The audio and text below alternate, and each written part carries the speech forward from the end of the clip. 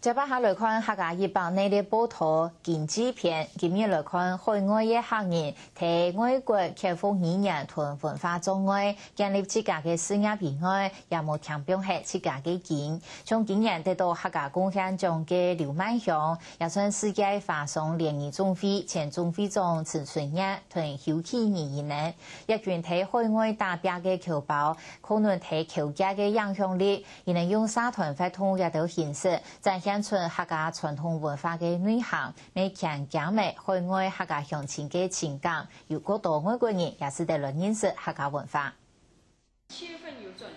從外隔壁阿仔鄉款用親切嘅笑容同大家互動。世界客屬總會紐西蘭分會會長陳春日，佢是980年代參加醫療團隊去到沙布提阿拉伯，過後移民紐西蘭開始做生意。佢甚至同台灣客家同鄉會按接嘅接觸，幫6歲就冇阿妹陳春日學習世界母語客話。2000年嗰下，今年很愛做客家會嘅會長，我上世界做會長唔曉講客，同建設喎嚇，啊樣辦啊都唔曉講，所以我都上啲辦法講，每年就是逐禮拜聽我錄下，從客家山歌，用從山歌學客話。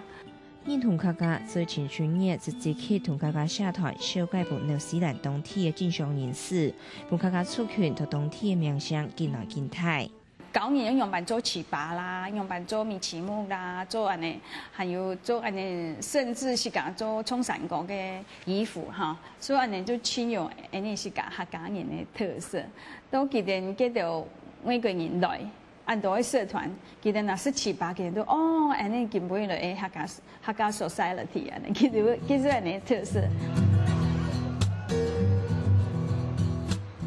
1980年代要當年去到海外發展事業，同陳春日共款都發僑界當有名嘅邱啟義，除了做生意，同時咪喺美國加州客家聯合會嘅名譽會長。佢表示出席邱啟義，客家同當地嘅客家鄉親，向下到洛杉磯建立客家會館，提供客家鄉親聚會嘅場所。所以呢就希望就講爸爸媽媽嚟到談演講，冇說天羅演講咁慢，聲音帶出來。就有大姐姐哈、大哥哥嚟搞佢，當然一開始咧就搞佢簡單咧，下鄉佢咩唔怕，搞佢講慢慢就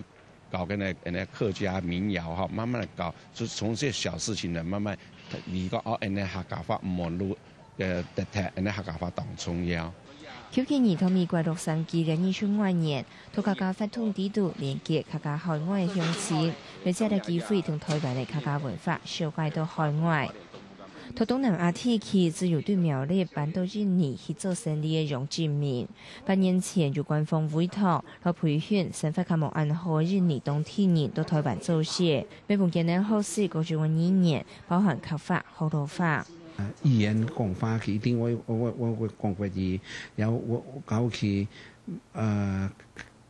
家庭嘅工作啊，買啊，有嘅每天看過電視機，每天看過攝像機啊，就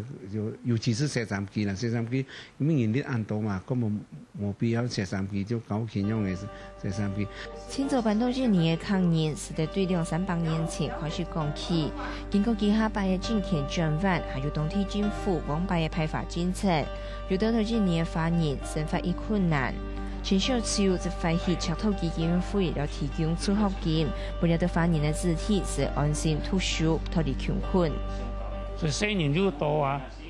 生活又苦啊，當然冇能力去教學生係4年讀書啊。當我哋看到咁樣情形以後呢，我哋就反省，我哋要做嘅工作呢，要從哪做起呢？喺每時拿啲糧食嚟救佢，咪就唔係辦法咯嚇。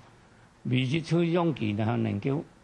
慢慢脫貧啊，脫離貧窮，唯有採用教育嘅方式啊。土法僑界共款當受到注意嘅，還有去年拿到客家貢獻獎、海外推廣獎嘅劉萬祥，佢苗栗出世，後來到海外發展，同時咪喺第一屆到 NASA 美國太空總署做事嘅華人5線，同美國華府咪即刻來為客家社團爭取出現嘅機會。全世界海外客人大約係4000萬，將海外華人嘅4個億。對呢對出眾達標嘅體態來講，除了語言，還有文化無共款，亦無唔記得自家見，透過客家法統來發揮世界影響力，為自己來傳揚客家。客家新聞網小康發現小劉文輝綜合報道。